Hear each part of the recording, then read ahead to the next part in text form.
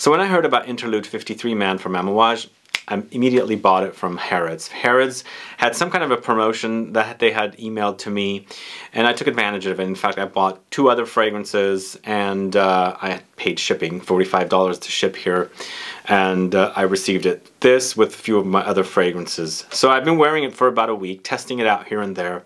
And you know, I gotta tell you what my honest opinion is about this. And again, this was not sent to me for this review. I paid for this myself with my own money. In fact, I spent over $1,000, and one of them was almost $500. This is $480 currently selling. So I'm a fan of this house, and I'm a fan of this fragrance. And as I said, I was very, very curious as to what they have done with this now that this is the second flanker that's come out this year for Amouage Interlude Man. So this is Interlude 53 Man from Amouage, and I'll tell you all about it coming right up.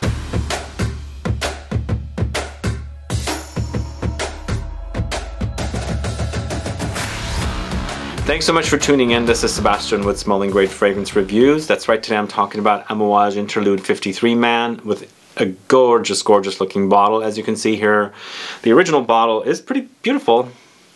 This one's kind of beat up. I've got a little bit left in here. But this bottle is beautiful, and I like this little tassel hanging off of it. So they've done some extra work for it, and it's been aged according to Amouage's website. They've aged the fragrance, and they've done some unique things to it, and they're giving us an Extrait De Parfum concentration version in comparison to an Eau de Parfum version, which this is, and of course Black Iris Man is as well. So I am enjoying it, and I feel like I can say this is beast mode in comparison to this one. But you know what? It's a beast mode in a way that it's not over the top and like, you know, cloying and things like that. And I'll tell you all about everything about this fragrance. But if this is your first time tuning in and you still haven't subscribed to my channel, please do click the subscribe button below, and also click the bell so that you'll be notified for future videos and giveaways. So once again, I'll say that this bottle was not sent to me. I did order it with 2 additional fragrances. In fact, I'm a little disappointed at Harrods. They sent me an open package fragrance, not this one. This one was sealed. But I bought 2 other fragrances, and one of them was a Tom Ford decanter.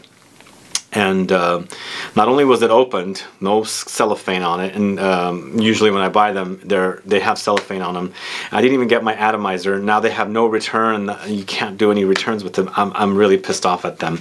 But this is all about Amouage Interlude 53 Man, and I'm really, really enjoying this one. I like the comparison to the original here. The original is classic. I think it's got a huge following, and people love it, and people love the dark notes. So this is a 2020 launch, 100 ml, $480. It's Extrait de Parfum concentration. I would call this an oriental woody fragrance, and of course the perfumer once again is Pierre Negrin, and he created the original 2012, Black Iris Man earlier in 2020, and now Interlude 53 Man in 2020, late 2020. And for me, I was very, very curious, as I said, what are they going to do with this? And this, to me, is just an X-ray version of the original. It's not really a flanker, I would say. I would call this more of a flanker. It's going in a different direction, still kind of focusing on the same notes. This one, basically, they're giving you the same fragrance, just in a more concentrated and longer lasting you know, version of it. So I think this particular fragrance is for the lovers of Interlude Man who want that extra, you know, something more with the fragrance. So if you've worn this in the past, and maybe you're kind of at the end of your bottle like I am here, obviously, and you want you know, this more luxury version of it, that's what this is. Don't think that it's like a different version of Interlude. They're not. That's not what they're going for. So they're giving you just a concentrated version of the fragrance with, you know, higher perfume oil, things like that. So the notes, according to Amouage's website, top notes are bergamot, oregano, pimento berry. Heart notes, amber, frankincense, cistus, opoponax. Base notes, leather, agarwood, smoke, patchouli, sandalwood. So the notes seem very, very similar to the original Interlude Man, but definitely not the same as Black Iris Man. Black Iris Man is a different version. It's a more iris version of the original Interlude Man. But for me, there are some differences with this in comparison to this. I like the intensity of this. I really do. And Also, with this one, as soon as you spray it, there is a dirty smell. It's almost like a very dark, smoky, dirty aged woods kind of a smell. It's like initial blast that comes in. It could be a reaction of my skin when I'm wearing it. It could be the oregano can get really, you know, strong if it's in its concentrated form, but it's almost slightly animalic smoky as soon as you spray it. But that's not a bad thing. It doesn't smell bad. It just smells a little like a dirty wood or something, or some, you know, concentrated herbs or whatever the notes are, just an intense version of that. There is that with this one upon initial spray. In fact, it's here as well, but I'm experiencing a lot more concentrated form of it in this one. So it is a bigger fragrance. It is a more oily version of the fragrance, so you do experience some of the notes more intense with this one. So that's what happens at the beginning, but you experience that beautiful oregano. That's what this fragrance is known about. I think the oregano is such a unique twist in this fragrance. It's an odd twist, but works so well, you know? I love that about it, you know? It's just very, very unique. Like, throwing in something like, for Memo Paris Italian leather, throwing in that tomato leaf note, kind of like this one here with that. It's like, where did they come up with oregano? What the heck were they thinking? But it works so well, keep on going with it, you know? That's the kind of thing this is. So the oregano is pretty prominent here with a little bit of the bergamot. And the pimento berry as well is a little prominent in here as well, but I think what I'm getting more is the oregano stand out a lot, because by the time the top notes are kind of wearing off, the amber is creeping in with the smokiness of the frankincense, and then of course you got the Cistus labdanum in here, the Cistus labdanum, and then the Opoponax, and of course those are the trademark notes for this fragrance, because it's a dark amber, very, very dark and smoky amber. So you gotta like smoky notes, you gotta like dark notes, you gotta like amber and things like that. And here's where I start noticing differences with this one, even though they smell very, very similar. In fact, 99.9% similar. There are just minor differences, of course, as I mentioned, that dirty kind of smell at the top. And when I say dirty, don't think it's animalic. It's just kind of like a dirt smell rather than like animalic or anything like that. I don't get animalic with this. It could come off animalic to some people. It doesn't come off animalic to me. So I don't experience animal notes in here is what I'm trying to say. Here's the differences though. It's a very, it's a smoother amber. It's a syrupier amber than this, and this is a very dry amber to me. I don't know if that's what you guys experience, but in comparison to other ambers that can go syrupy, molassesy, and you know, honeyed and things like that, I experience it dry here. But here, the experience is a little more smoother and syrupier, which I tend to like more. But the same smell, it's not a different smell whatsoever. Smells just very similar to the entire fragrance. Now, I want to go back to the top notes, that whole dirty thing I was saying. I feel like the top notes are not the prominent notes, even though oregano is a very prominent standout note here. It's the contrast note for this fragrance. It curves it, you know, throws it in a curveball kind of a thing.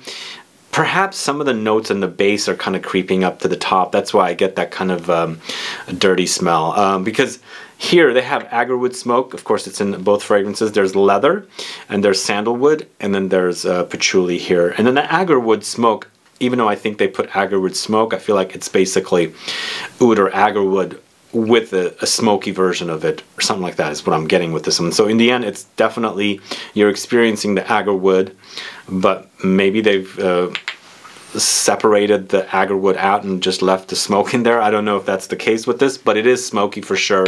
And I do get some woody Agarwood touches to begin with anyway. The leather can be also smoky, and the overall fragrance is completely smoky. And I enjoy it. I really do enjoy this fragrance. I've come to love it more and more, and the more I wear it, because what I love about this particular fragrance is the whole contrast of the oregano note.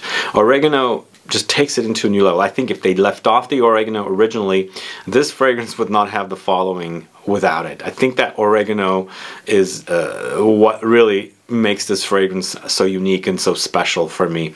Now, in regards to this version, in comparison to this version, as I was saying at the beginning of the video, if you have this one, I don't think you need this one.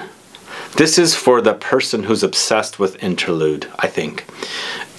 it's also, like, for me, it's a collector's item kind of a thing. As you can see, the bottle is beautiful. It seems like it could be a collector's item kind of a thing. I don't know if this is going to be a permanent collection or an exclusive thing, or, you know, temporary, or, you know, it's not a permanent fragrance. I feel like this is for the purist who's obsessed with this fragrance and wants a more luxury version of it. That's what I would say about this particular version. I bought it because I really do love this fragrance and I'm enjoying it more and more.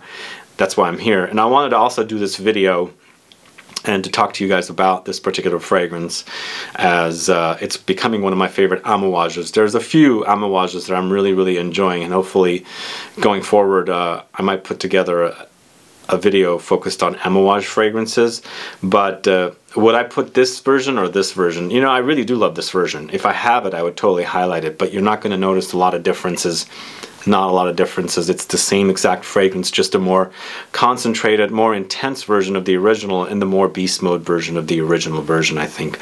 And again, going back to Black Iris Man, they're totally different. They don't smell alike. In fact, Black Iris Man is an irisy version of the original. It doesn't have the oregano. There is an herb note in here. I can't remember what it is, but it's not as standout as the oregano in here. So I don't know how you guys feel about this version in comparison to this version, but put a comment down so I can find out. But you know, I really do love it. I'm enjoying this one and I'm glad I have it. But as I was saying, I think this is only for the purists who's obsessed with Amouage's Interlude Man, who's collector, who's got a lot of money. You can spend it on something like this particular fragrance because, you know, you're obsessed with the Interlude Man and now you want the more luxury version of it, because in the end it is 100 ml for $480, so it's almost $500. It's a 100 ml bottle. The original is about 300 something, 320, 330, 300, somewhere around there. So it's definitely about $150 more for the Extrait De Parfum version. Anyway, those are my thoughts today. I just wanted to put this video out for you guys to let you know all about Amouage Interlude 53 Man. Let me know if you've sampled it. It's currently exclusively sold at...